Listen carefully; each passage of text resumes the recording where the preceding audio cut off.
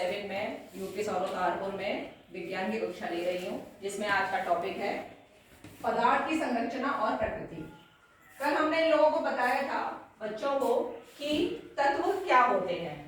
तत्व वो होते हैं, कोई बताएगा तत्व क्या होते हैं?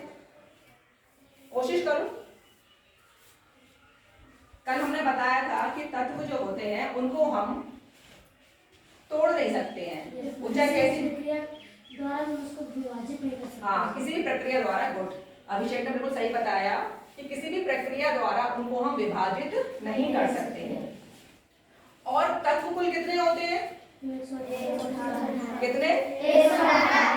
118 तत्व अभी तक हमारी प्रकृति में पाए जाते हैं, और यही आपस में क्रिया करके क्या बनाते हैं?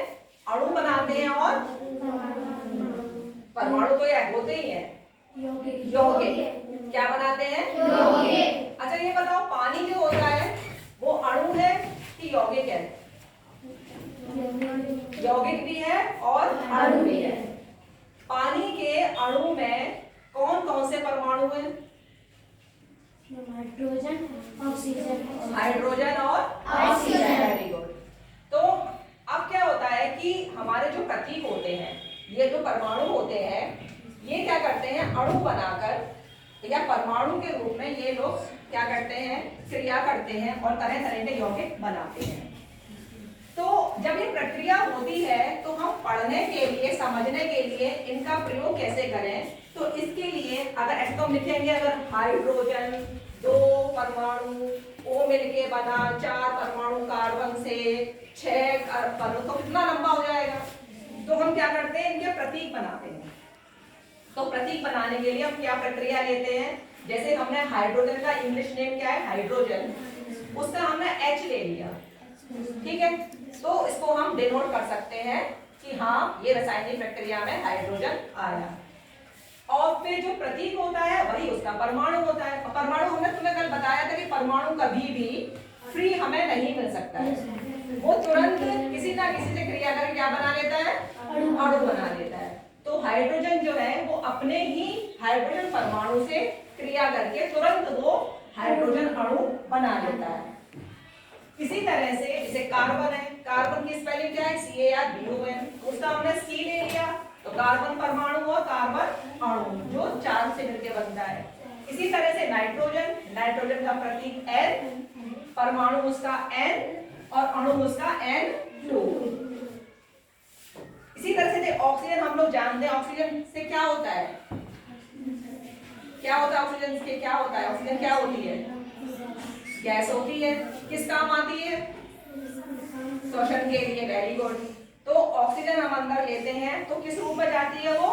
ऑक्सीजन गैस के रूप में। और वो क्या होता है? O2 उसका क्या है? अणु।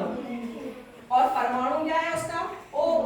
जैसे ही नई ऑक्सीजन बनती है तुरंत वो दूसरी ऑक्सीजन परमाणु से क्रिया करके क्या बना लेती है? Oxygen gas.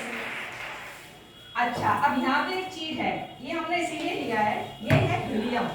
हीलियम गैस है, इसका प्रतीक He है और इसका परमाणु भी He है और इसका अणु भी He है।